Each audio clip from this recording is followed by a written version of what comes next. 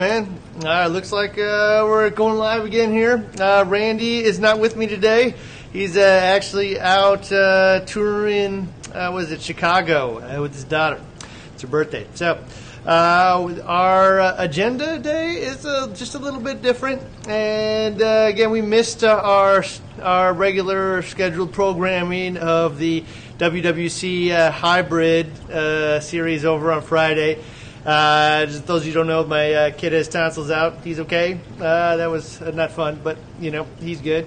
So we're back, and this week, just so everybody knows, we needed to get all that data done on the X360. So we got all the measurements done. It just seemed like a good time to get that video released, and I just finished shooting it this morning. And so today, I thought maybe we would go over a little bit of what we learned about the A360X from Kessil. Answer any questions you guys might have prior to the release of, I think it's going to be like 30 minutes at least on just the A360X. I mean, you wouldn't believe this little light has 30 minutes to talk about it. I mean, even as I say, man, I can't imagine how I could ramble on about for 30 minutes. But I'm going to try to do that even more today.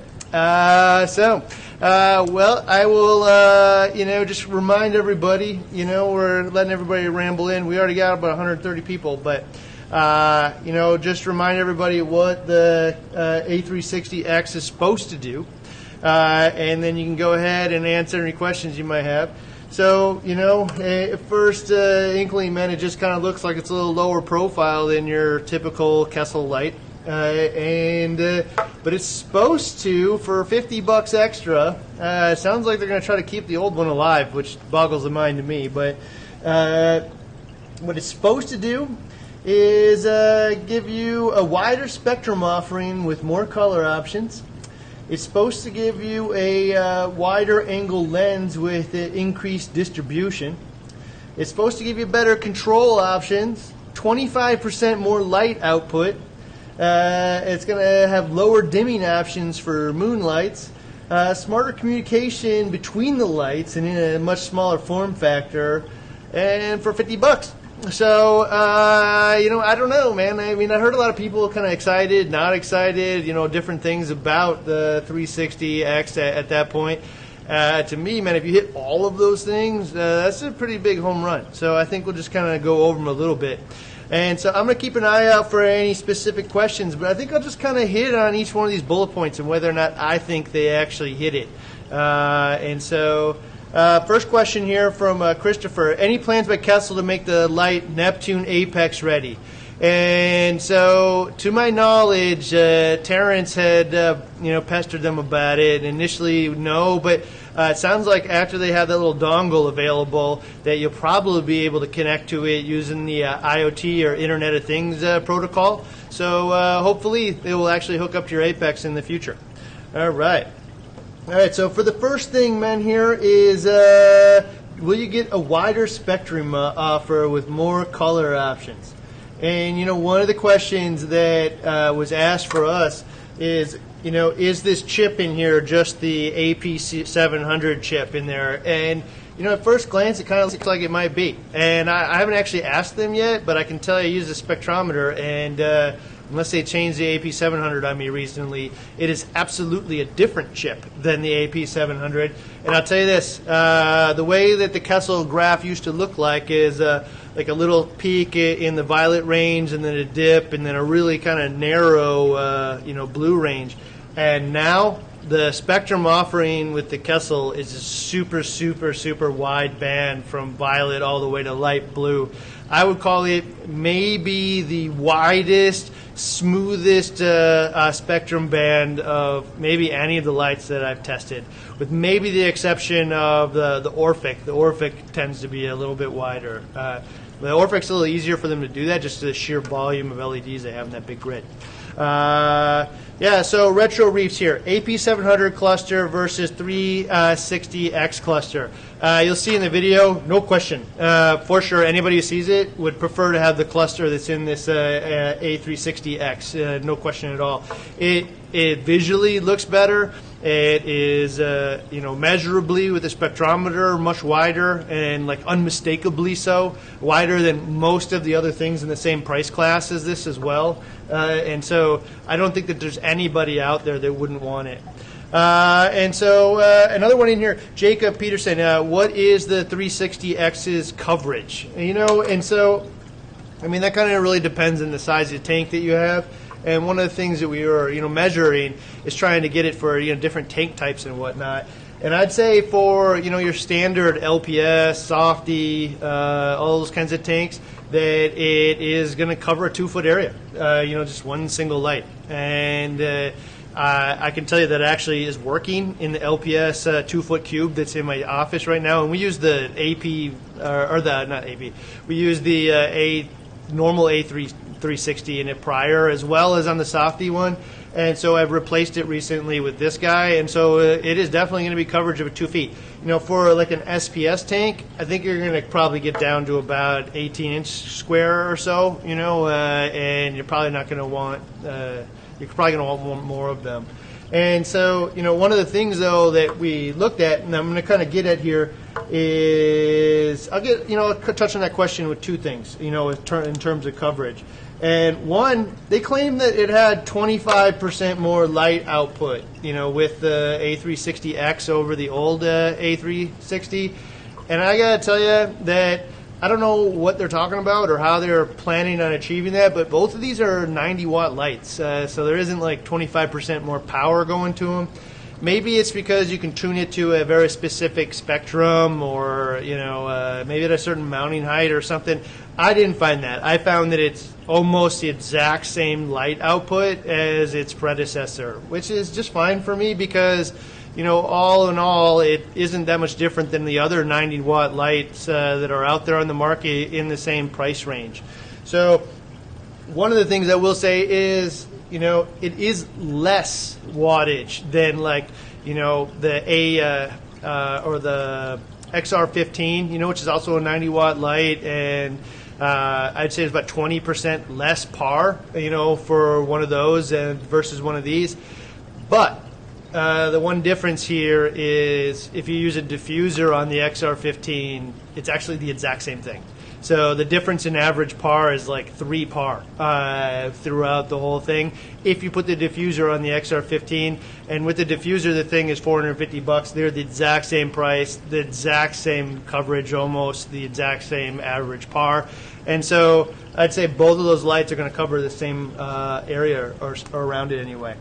Yeah, so what is that par compared to the old 360 there? The same thing. Yeah, it's about the same. As the old one. It's just a lot wider spectrum and different color options. And so, one of the things that it has in the different color options is, you still have that same peak, which is the, Kessil Logic, which is the big blue peak in there. It's just a lot wider now and has more specifically of the violet color in there, which is cool visually as well as biologically. But also they added control over the violet spectrum individually, as well as control over a red spectrum and a green spectrum, which, the red one is a little debatable, but it definitely adds a ton of color pop. Specifically, I mean, you can see it in the Anthea's fish in there, like really fast, man. They just like all of a sudden start to glow when you start to turn those things on. So it happens in the corals as well. But, that's one of the things that they've added there. All right. Let's see. I finally bought a par meter, and do you have any thoughts on how I can record all the par in different locations of the tank based on times of the day? Well, I guess for me, man, I would probably I'd try to pick a time of the day. I don't see a lot of value in super long ramp time, so I just pick a time of the day. And usually what I do is I take a picture of the reef or the tank and print it out, and then just start writing the numbers on there, make my adjustments, write the numbers on there again until I get what I want. So one of the best things you can do is probably just print it out. All right. And so one of the other things they said about the A360 here is that it has a wider angle lens. And I got to tell you, it absolutely does have a wider angle lens on it. And so much so that when we test it, I usually test it like 6 inches, 8 inches, 12 inches, different heights to try to find, where you want to have the mount it. And most of the lights out there now, man, we're just like saying, like, raise them up, raise them up, raise them up, because, you know, they aren't diffused enough and the spectrum isn't blended enough. In this case, I'm going to say mount it 6 inches off the water, or 6.5 is where I measured it. There was no hot spot at all. It covers the entire 2-foot area. This is 6 inches off the table, man. It was like unbelievable how far it can illuminate this whole tank. It was the best performance of a single little lens like this that I've ever seen, or even anything that comes in a similar size form factor. It just totally eliminated hot spots. And so this lens in here actually did really, really good, and definitely better than the old one. You can definitely mount this thing closer to the water. All right. How loud is the fan compared to the AP700 or old 360? I can't even hear it's on. So I would say I don't really hear the old ones either, but this is like not even on. So I haven't heard the fan, you know, activate. It must be super, super quiet. How far from the water surface would the A360X be to need to get that 2 foot of coverage? And I just covered that. I would mount it about 6.5 inches. You're going to be able to see the data on Friday, but it'll probably be between 6.5 inches and 8 inches. And after that, you're going to start to see like a ton of spillover into the room. And actually, in the video, you'll probably see we have it mounted higher in one of the tanks behind me, and you can see the spillover into the room. So, you know, there's a little thing in the way in the back of the tank that won't allow us to put it any deeper without cutting the pipe. So I'm probably going to cut the pipe and lower it down. But 6.5 inches is about as high as you need, which is pretty sweet if you're going to be like inside of a hood or, you know, actually really anywhere, man. Just because from a seated position, you're not going to see the light. It's going to go right into the tank instead of into your face. You know, the closer you can put it, the better. And one of the things that I'll just say right now, and we talk a lot about, you know, is that whole, you know, spectrum blending thing, you know, and that's kind of like a new topic that, you know, evolved in the last maybe year and a half or so, that people kind of like overlooked. But, you know, you got a bulb, you know, like a T5 or a halide bulb, and, you know, it emits a uniform spectrum. The LEDs themselves, though, are all tiny little guys with very, you know, narrow band spectrums. Visually, if I shine it on something, it looks like it is a specific color that is mixed pretty well.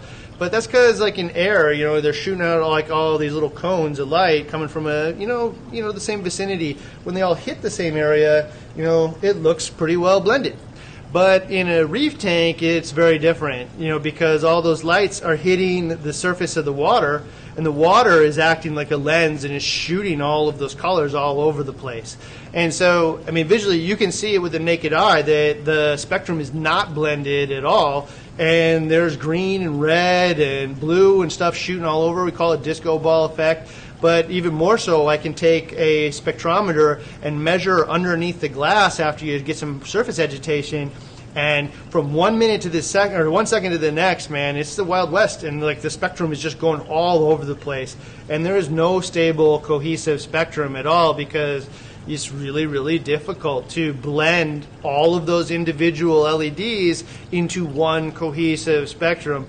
And like, you know, some people may decide like they don't care or not. I don't know, but like basically you just got to go throw out spectrum then and say spectrum doesn't matter. If it's just going to be Wild West and it's going to be shooting the tank all different ways.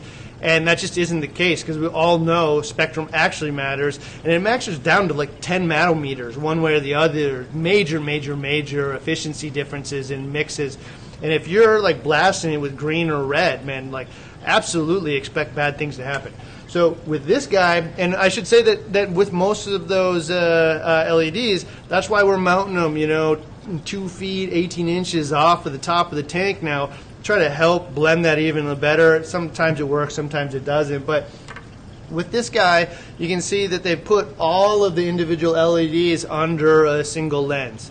And so, you know, we measured it, you know, with the spectrometer in air and made sure that, you know, functionally the thing is engineered to be able to, you know, blend them all. And then we measured it underwater again with some surface agitation, measured under the tank, and the thing is near perfect. I would call it as perfect as I've ever seen with anything that doesn't have a diffuser, super strong diffuser shield. Like even the Radion one isn't as good as the Philips one. The Philips one was probably the best I've seen. But this thing is so subtle and different in spectrum.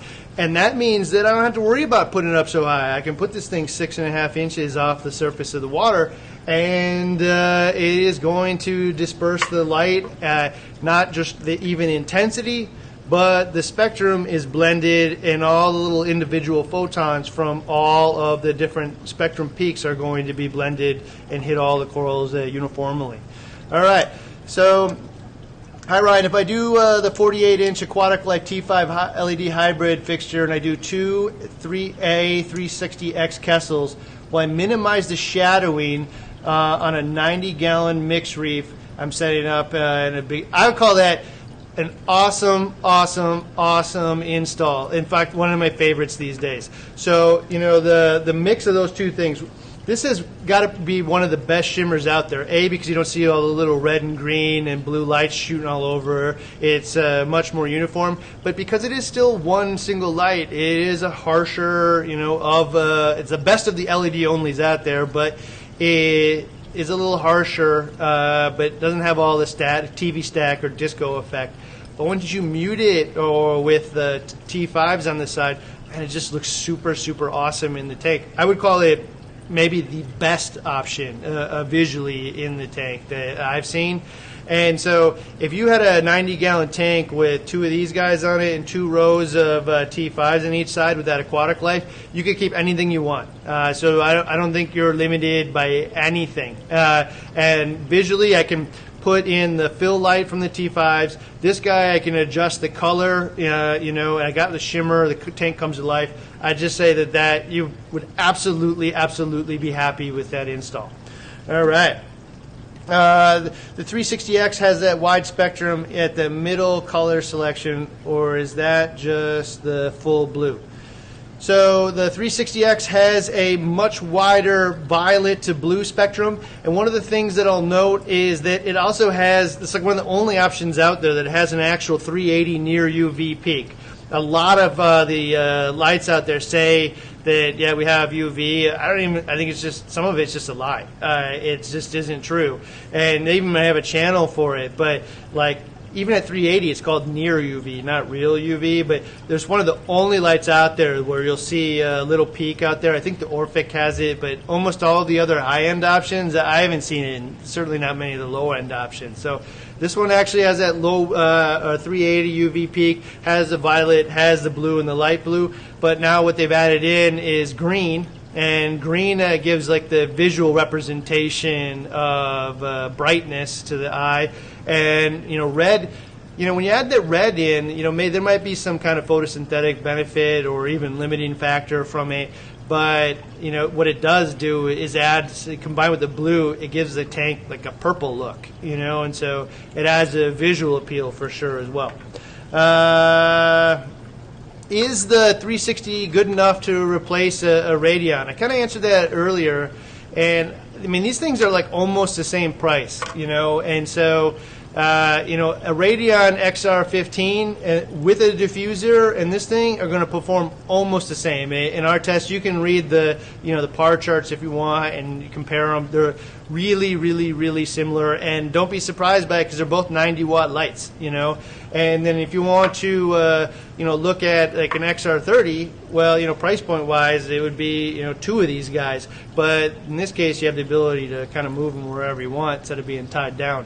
So, you know, I mean, some people have asked me, you know, over and over again whether or not, like, I would prefer to have, you know, all of these on the new XXL 750 lobby tank or the hybrid tank, or have those diffused Radions.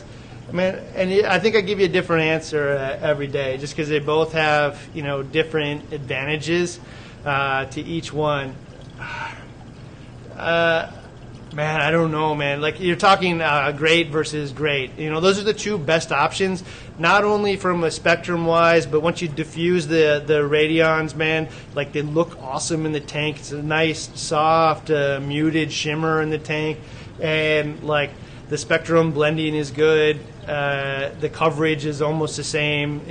Again, don't be surprised because they're both 90 watt-ish lights, especially after you put that diffuser on the bottom.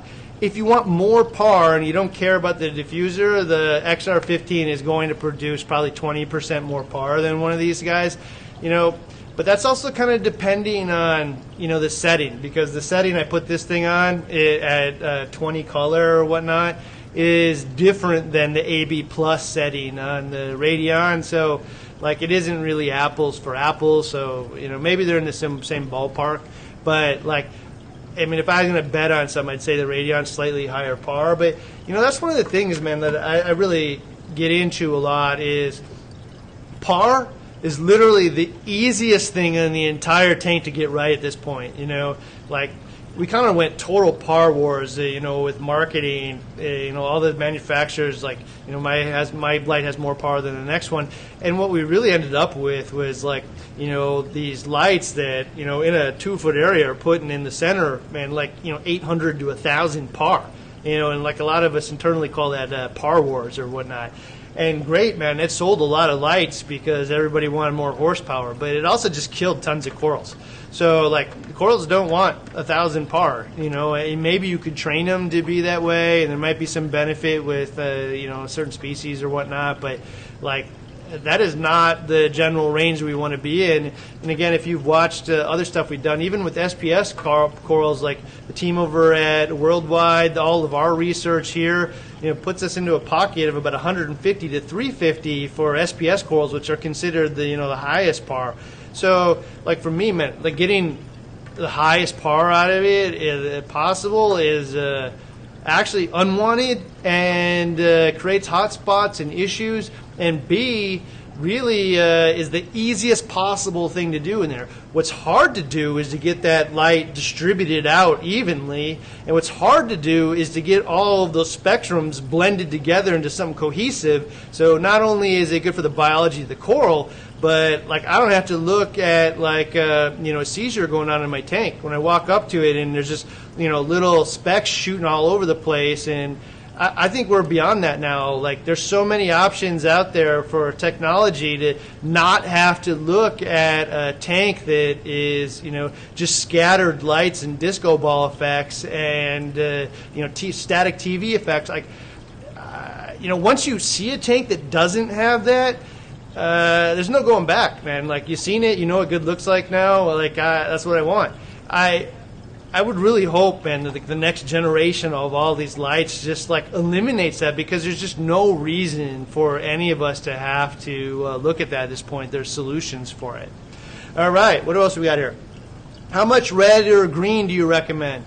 So, for me, I'm setting it at about 20. I'm a little fearful about red just because I've read, studies, and I can't tell you that, like, they're for sure true or not, but, that red actually stunts growth, and one of the theories is maybe the coral can, because the water filters red out, in the ocean, and so the more red that the coral is receiving, theoretically the coral can like identify how close it is to the surface of the water, or it can identify like at what point of the day the sun is, and the more red gets through, and actually shuts down photosynthesis. Now this is all like conjecture and theory, but if you Google it, man, there's people who've done similar studies like that, and they believe that for sure.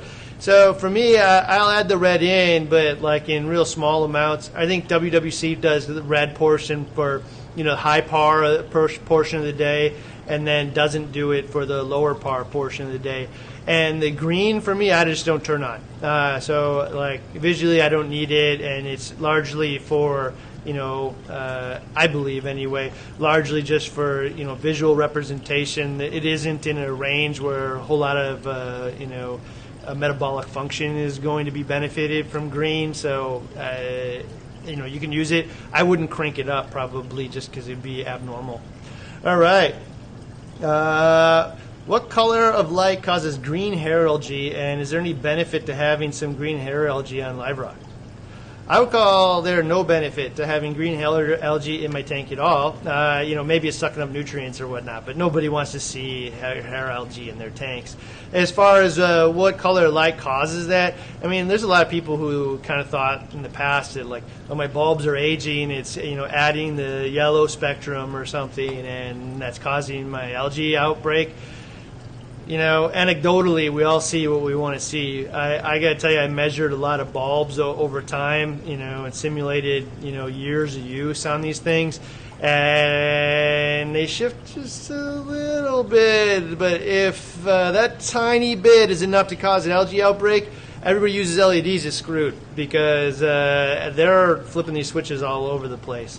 And I just don't think that I just don't think that tiny bit of yellow is going to cause, or what perceived yellow, I guess, is going to cause that.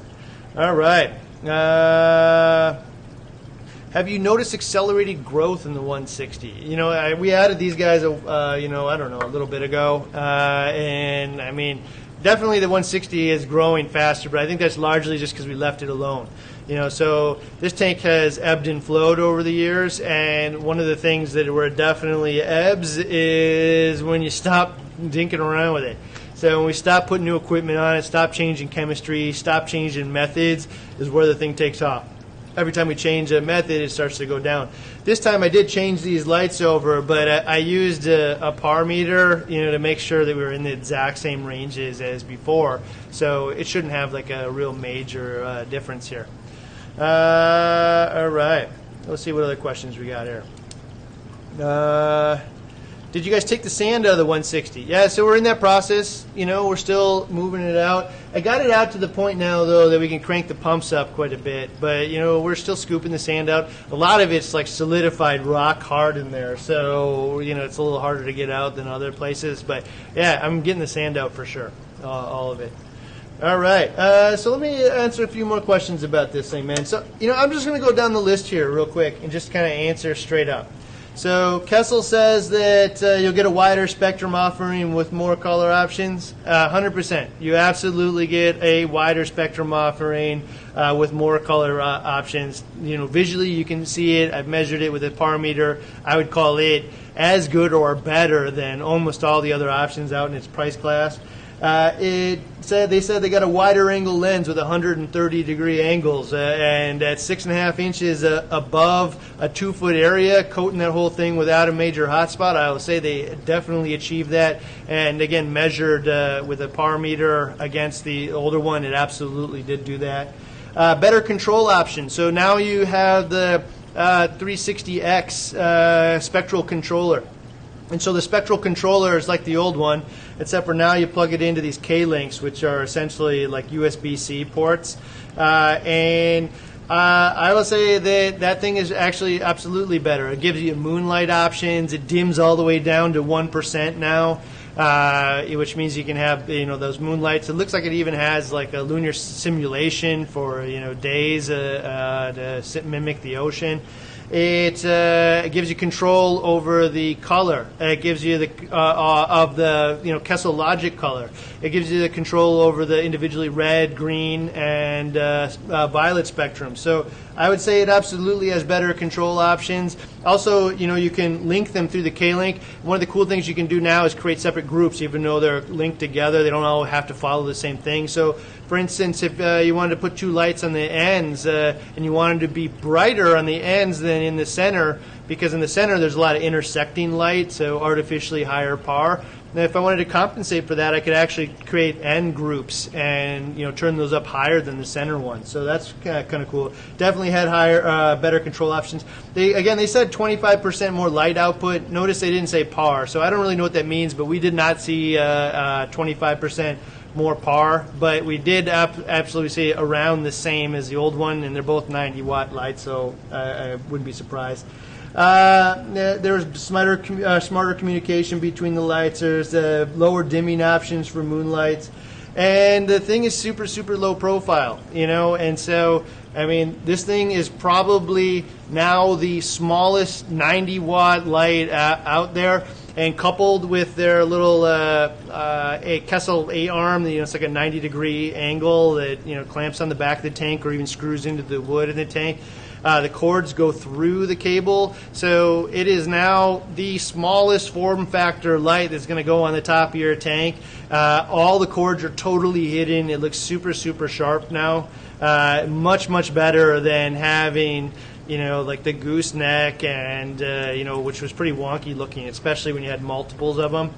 And, I just say, man, I would call this a major upgrade. I would hope they'd actually just discontinue the old one, because I don't know who would not spend the extra $50 to have this one. One of the other things that I mentioned in the video, man, and I just want to bring this home. I talked about it before, but I just like to keep talking about it because it's super important to me, is one of the things we review is intuitive modes on these lights. When I turn it on, will I have success as a reefer? And, in the past, I think a lot of the manufacturers just kind of left us to our own devices. They gave us a light and called it a reef light and put the LEDs in there that would probably grow corals. But here's a bunch of switches, man. Go to it. Even though, almost none of you have any idea what proper spectrum for a coral is, or how the different spectrums affect biology, both in terms of growth and energy production, as well as fluorescent pigment production. I mean, there's just so little knowledge out there, within the average, reefer's reach, that, I just don't really think that that's super helpful to the average reefer, just to give them a bunch of switches and hope for the best. And so, in the past, the Kessil created what they called that Kessil logic, which is create the blue peak that sustains the corals, and then turn the knob, if you want, to add in other colors for visual representation. But it maintains the blue peak, which takes care of the corals. In the past, I think I kind of felt like maybe you're taking away options from me, but I guess they are. They're taking away the death option. I can't screw this up catastrophically. In the end, man, I can plug in the Kessil and it just produces results. I can tune it. It's not so bright that I can't possibly, burn and or cook everything in the tank. It doesn't create super big hot spots, and the spectrum is aligned around, grown coral. And so for me, I just have less and less tolerance from the manufacturers that are producing these lights. I mean, you're producing them for an application, which is to grow coral, and they should come out of the box ready to grow coral. And if that's not the case, man, I think we failed. We need to make sure that the light is capable of doing its application, and if the manufacturer doesn't know how to grow coral with it, how could the average reefer ever possibly hope to figure that out? And so I just really hope that in the future, I don't know if everybody will model Kessil logic thing, but have options in there, man, to set this thing to grow coral. Out of the box, it should be set to a spectrum range that will produce results where I don't know anything about spectrum and I don't know anything about really even PAR. At this point, we know enough about these lights that you should absolutely be able to just put in the software in the phone app or whatnot. It says, hey, this is a 120-gallon tank, man. I got 2 of these over it, and I mounted them 8 inches high, and I'm going to grow SPS. The thing should be able to just set itself, especially with really standard-sized tanks. Maybe not every oddball thing out there, but, that would really be the goal to me, is to, help people be successful with these things out of the box. And for me, that is one of the things that, I really liked about this. And I'll just straight up say, there's a lot of people, ask me, why I'm such a Kessil fan. And, it isn't the highest PAR option out there. It doesn't have the fanciest phone app, doesn't, do those things. But what it does do is it just grows coral. So I just, hook the thing up, man. There is 2 knobs on it, and, it just is super, super easy. It's really, really hard to screw up. And so, the only difference here is how many that I need. And I think in the past, people kind of thought this is supposed to be the same as, a 2-puck lighting option or something like that, and it just isn't. But if you got 2 of them, and it's about the same price as one of those 2-puck options, it is absolutely very close to that. And so, for me, that is what it is. And also beyond that, I want the thing to look nice in my tank. End of story. Like, I didn't buy this tank to set it up so I could just grow corals and that was it. It's a display tank. It's in my home. It's in my office. It needs to look nice as I can possibly make it. And so, having a disco and colors and stuff shooting all over the place just isn't an acceptable option to me. And so that's another reason that I like it. But end of the day, it looks good in the tank and it produces results. So, like, what else could you ask for? Let's see if we got any other questions here. AI Prime versus Kessil. What should I buy for a 10-gallon? Man, well, I mean, it's 10 gallons. It's pretty small. So, I don't know, man. I'd probably go with the Prime, I guess, but I can't tell you for sure. I mean, like, if I had endless amount of money to spend, I'd probably go with the A360 on that thing. But if I didn't, I'd probably go with the Prime. All right, what other questions we got? Do you recommend going with the Kessil AP700 or spend the extra $100 for two A360s? I will tell you for sure, absolutely, I would go with two Kessil A360Xs, and the reason is because I'm not cornered into having them spaced exactly like this. I can space them any way I want. I can turn them the other direction if I want. I can really future-proof it with this design, and I'm not pinned into the spacing on the 700. I also honestly don't like the wireless connection on the 700. It works fine when you got one of them, less so when I'm trying to daisy chain all of them together. And that's just kind of been my experience in general with all the phone apps and stuff. Is it works really great on one, and then when I start trying to daisy chain tons of them together on all the LEDs, really it gets wonkier and wonkier and wonkier, and like it just spends time fighting with the lights. And like, so in this case, I don't even really want wireless, especially if I can hide the cord. What's the point of wireless at that point? It's just cool. I'd prefer to have the little Spectral controller thing where I can walk up, hit the buttons, and put it back and know I'm done and never have to worry about whether or not it's connected or not. And so, on the AP700A, the spectrum on this thing is better, the spacing is better, the distribution of light might be better. I'm not sure about that one.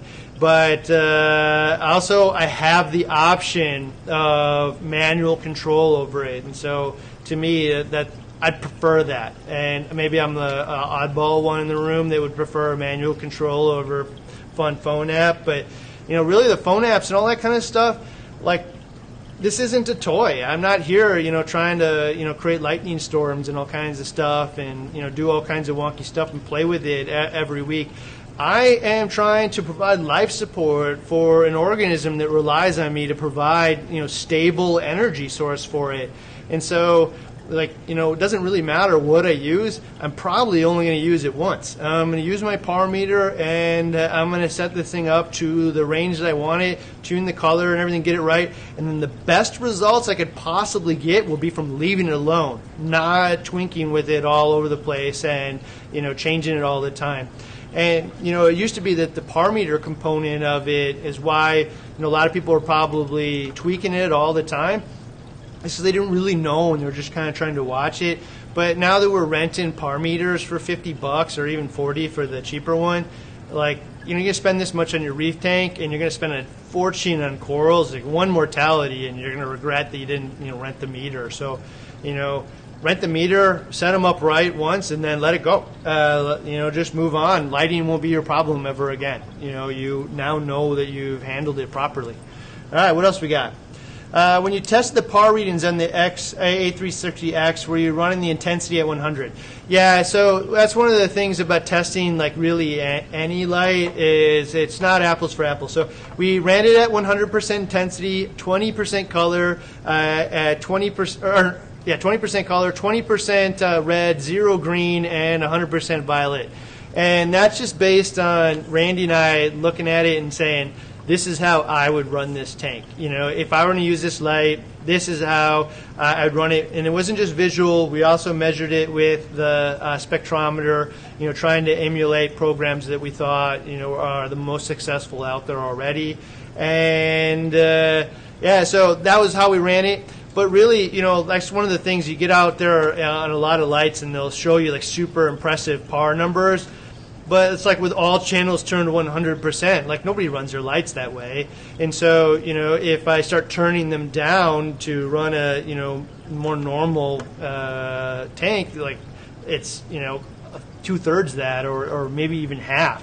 And so there's a little bit of leeway in some of this, in the fact that you need to consider, you know, not just what the light is fully capable 100%, but if nobody had run it that way, then it's not useful.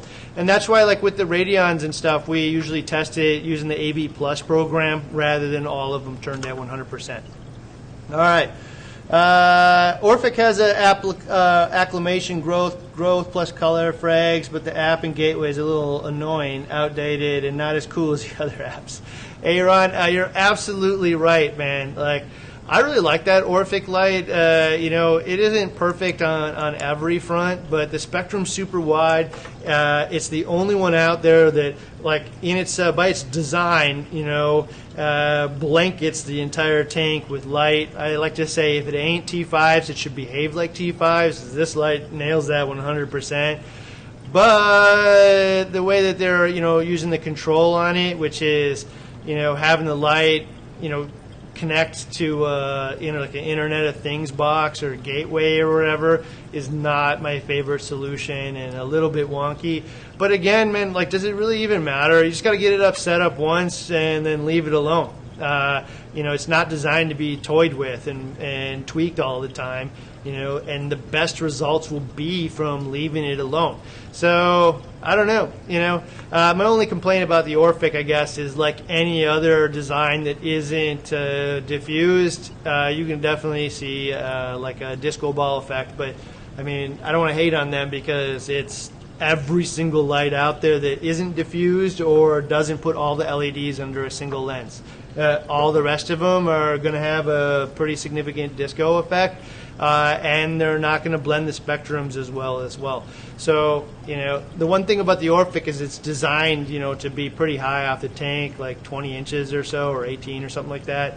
And so because of that, you know, the spectrum tends to be blended a little better, and the disco is also a little better. But when you get those lights that are designed to be 8 inches off there, and they have, like, you know, exposed LEDs with their own individual lenses, I mean, you can see it shooting all over the place. All right. I know you mentioned in a previous video that you would talk to the manufacturer, specifically Radion, and see if they would provide diffusers for all their lights. Any update on that?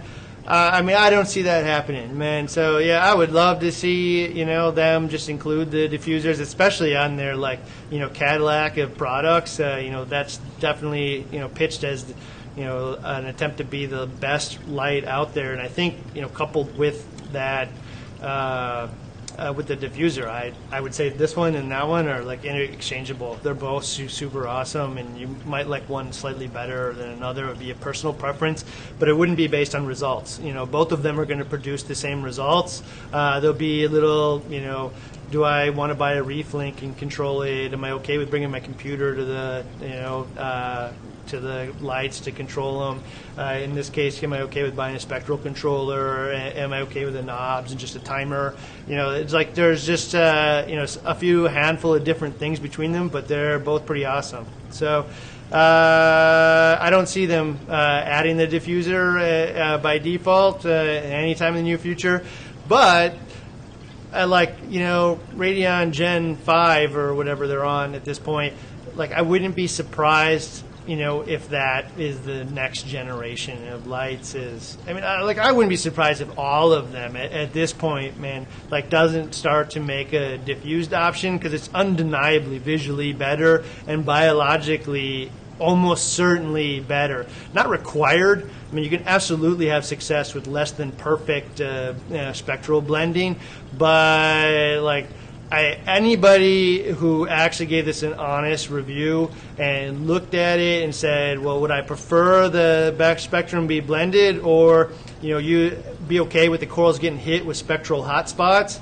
Everyone would say, I would prefer that the spectrum be blended really well. So, you know, there isn't anybody. Is the power rental in high demand? You know what? I looked at it yesterday and we're out of both, so I told them to put some more into the queue. So I don't know. I haven't looked at the actual, you know, amount of people renting them, but like they're both out of stock, so I assume so. All right.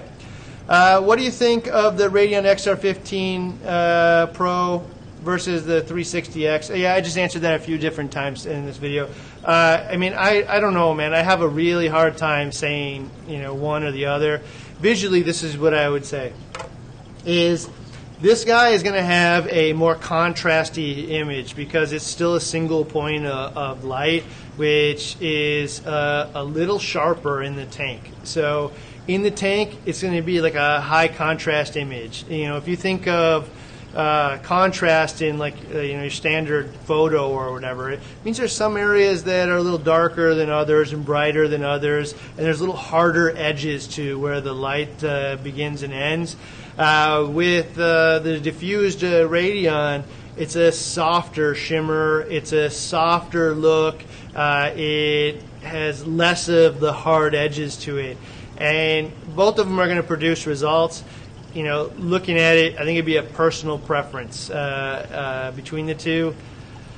If I had to pick one, I think I would probably still stay with, especially on the XR or on the XXL 750. I think I'd still stay with the 10 XR15s on there, just because it looks super, super sharp on it, and I'm really happy with it. The mounting option hides all the cords and whatnot. The one thing I will say about this one, above all others, is just how crazy low profile it really is on the tank. And that A series arm that comes out hides all the cords, and like I just hate cords, seeing them anyway. If you can't see them, I don't care, but like I just hate seeing cords come out of the tank. And so the fact that it's just this tiny little puck that is on the end of an arm that's adjustable in and out, the mounting option for this guy is really, really slick, and it just is really easy to implement. I don't have to hang anything from the ceiling, and I don't got big gigantic bars crossing the whole tank or whatnot. So especially if I was only going to do one row, I might actually do this. With 2 rows, there's a lot of cords that are involved with trying to get all these linked up, so I don't know. I gotta tell you though, in here, coupled with the T5s, is probably my favorite. So if I had my druthers and I could pick anything that I want in the universe, it will definitely be these coupled with T5s inside a hood like this one. Second best would be probably this coupled inside of the Aquatic Life hybrid.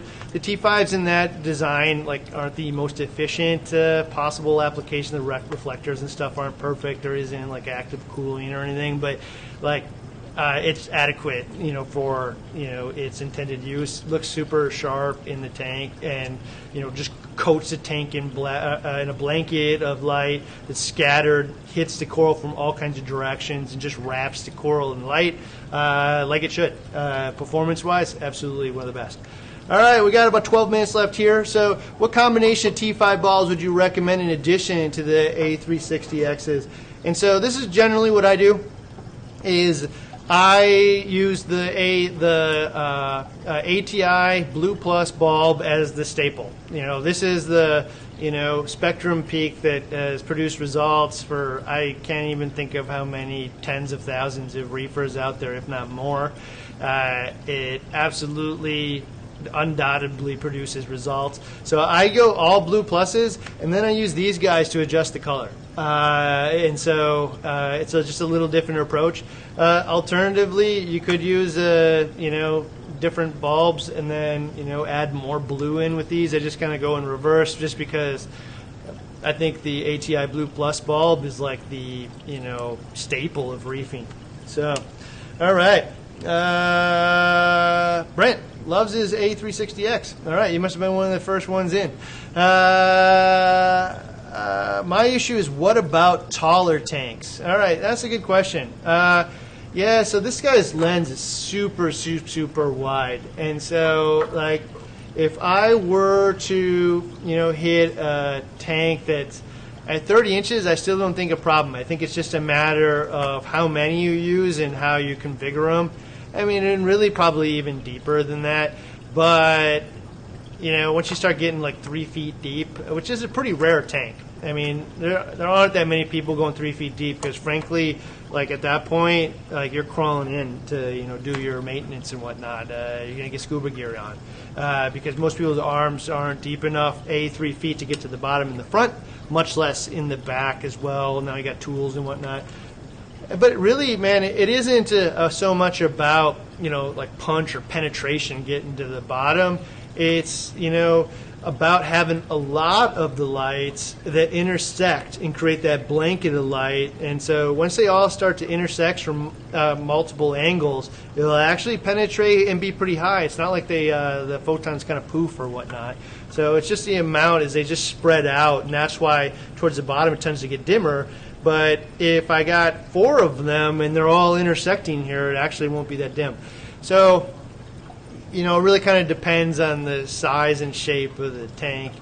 If I were going to go, if I wanted to light a tank without that many, I guess I'd probably look at, maybe the Orphic, man. That thing's can be pretty bright, especially at max settings. So I might consider about that one. Okay, not sure if this has been answered yet. Will the A360X grow SPS?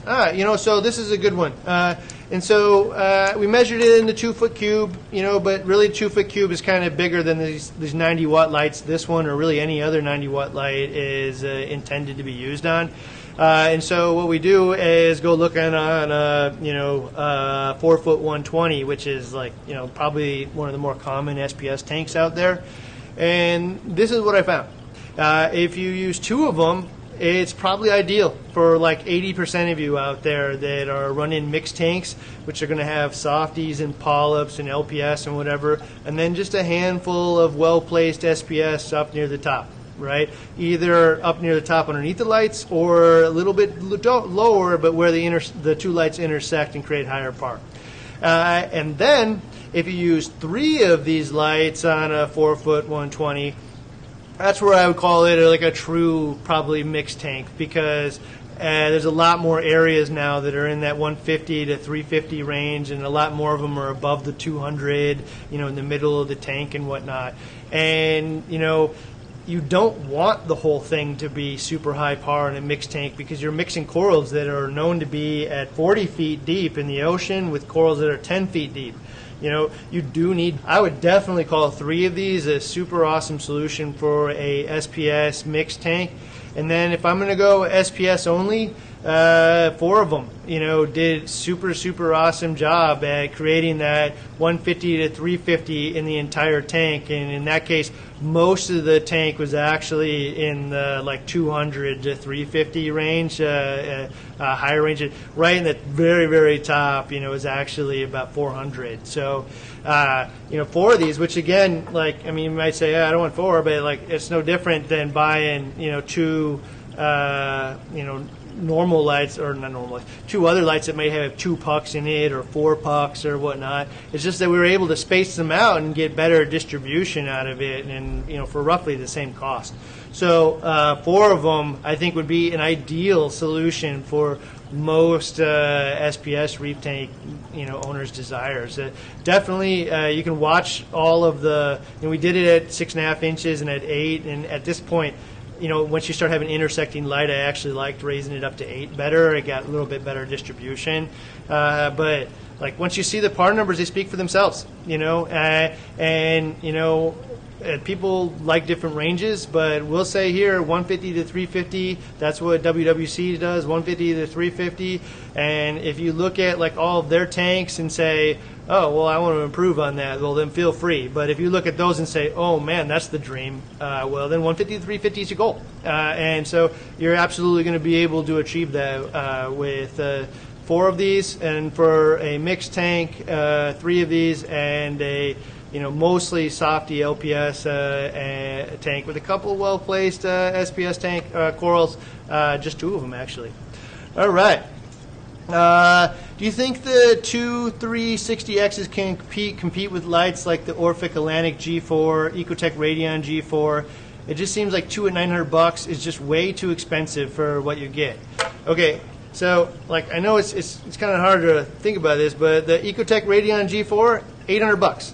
This guy, 2 of them, $900. You know, and like it's actually the G4. Once you need to put the diffuser on the bottom, it's the exact same price. So only difference is I'm locked down. I can't really move those. These ones I can move, and so it's almost the exact same price. And like they are to me. Just a personal preference between the two. Both of those things will produce super, super awesome results, and I think interchangeable. If you look at the Orphic, man, the Orphic is just a totally, totally different light. And so the Orphic, is a big, big panel of light, man, and it will absolutely coat the tank in a blanket of light that no puck or pinpoint light is going to be able to do unless you just have a ton of grid of them. And like it's way, way more expensive to get a grid of pucks than it is to get one of them big panels. 2 of those panels, like I would say, would do a 120 like with perfection. Whereas 2 XR30s I would say would be adequate. It just wouldn't be perfection. There's no way that 4 little pucks is going to simulate covering the entire tank with light. Now the problem is everything there's give and take. So with the Orphic currently anyway is you're not going to have really solid spectrum blending, and you're going to be able to see it. There's going to be a disco ball effect in the tank. Not worse than anything else, but it's there. In fact, I call it a little bit better than some other options when it's mounted high. But like the spectrum blending won't be as good. They're going to tell you for sure you need to mount these things 20 inches off the tank. They're designed to be that way. So for what you get, I think that's kind of like almost somewhat just a mentality thing, is it because it's small or whatnot? Because all you need to do is go look at the charts and what it's able to produce and just weigh it against the costs of it. And again, for me, PAR is the easiest thing to produce with the light. Like the PAR is a non-issue. The things that get really hard is wide distribution of light, and blending all the individual LED spectrums into one cohesive spectrum is hard. Cranking up, gluing a bunch of LEDs to a board and cranking them up, that's the easiest possible thing, But distributing that light well, and again, if you look at the PAR charts that we'll give you on Friday, you'll see that this guy, man, does at 6.5 inches off a 2-foot square, does it near perfect, man. Does super, super, super awesome distribution of light. So especially once you start combining them, with multiples in a row or a grid or whatnot, you'll see the intersection of the light will create, the blanket of light you're looking for. But that Orphic, one of the things I wish Orphic would do is honestly create a diffused version of the light, and if they did, it would probably be somewhat similar to the Philips light, which is a big grid of LEDs and then diffused underneath that frosted piece of glass. And if Philips would bring one here that's not in 220 and isn't in an industrial warehouse form factor, and needs to be plugged into your computer to work, it'd probably be super, super, super successful, but they're a little far ways away from that. All right, I got a couple more minutes here. Somebody asked here again, is it Apex ready? It is not Apex ready yet, but it may be in the future through the little Wi-Fi dongle that you can plug in, which will eventually be a phone app, but also probably interact with the Internet of Things and the Apex. But currently no, and that's a little bit of a flyer. We don't know for sure that it will do that. 360X or H80 for macroalgae. Will you start shipping to Sweden? I'd love to ship overseas. We've been talking about it recently. I always love to do that. Right, currently we don't. I personally, I would probably, I think for most people, I think the 160, H160 is probably one of the better lights for refugium. If it's underneath the stand, if it isn't under the stand, I'd go with the H380. The H80 is pretty dim. For how much it costs, isn't my favorite option out there, to be honest. What else you got here? We got one more question to call it a day. You know what? There's one on the Giesman verb up there. Scroll up to the top there. can I retrofit the Aquatic Life hybrid to hold 2 Giesman verbs? If so, how would I? Man, that would be a tough one because the verbs are pretty big. But I mean, you could probably just try to bridge the gap there. Like, there's nothing really to screw in. That would be a pretty solid DIY solution. I don't know. Let's get one more anyway. Scroll down to the bottom. I just hooked up my Aquatic Life hybrid and Diffuse Radion XR15 over my 2-foot cube. Looked amazing. Love it. Got it all from BRS over the Thanksgiving sales. Oh, awesome, man. Yeah, dude. So, yeah, I think that Aquatic Life hybrid has been like one of the most popular additions, specifically because so many people already own some LED or another out there. And like it's becoming like just so obvious that like we're not going to get, you know, difficult to shadow, even dispersed light that comes from multiple angles and wraps a coral in light with a pinpoint of light this big, you know, with a puck that big or a little lens that big. It just ain't gonna happen, man. It's gonna spread out good, but like soon as anything grows in shadows. And so one of the things, you know, I actually heard this the other day, man. It really kind of bothered me. Is you know, somebody said, you know, the difference really here is like I can have a successful tank when the frags are, you know, just tiny and they're this big, and it really doesn't matter what my light looks like because it's really not enough to shadow anything. It's when they get big is when they start to die off and have mortality from, you know, shadowing themselves, shadowing their neighbors, aquascape shadowing them and whatnot.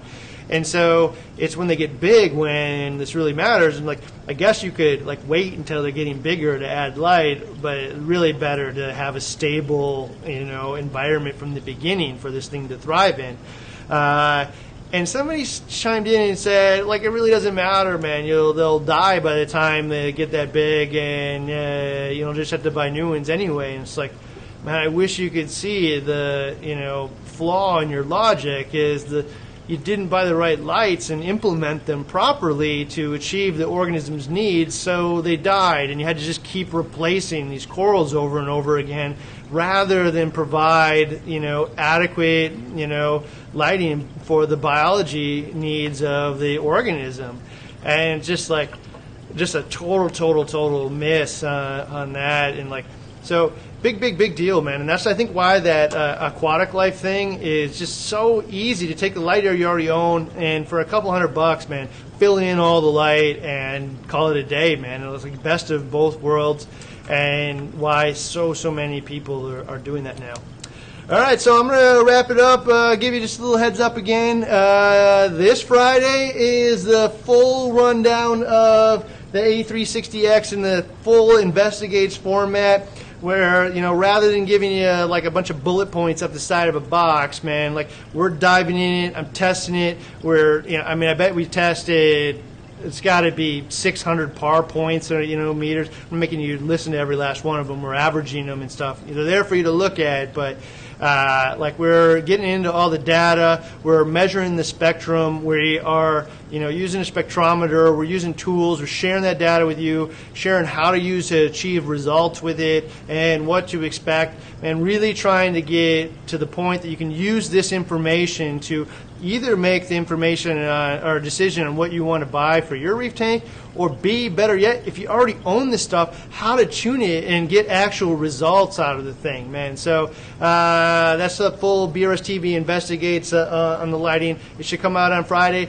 The week after that is Christmas week, and Dave is out of town, so he's my editor, and so we probably won't have any video. Maybe we'll do a little impromptu live or something during that period of time, but like I'll probably be a couple weeks before you see me, and hopefully then we'll be able to release the major, minor, and trace element video on the hybrid series from WWC and BRS and that XXL 750. So I will see you then. Have a good weekend, everybody. Peace.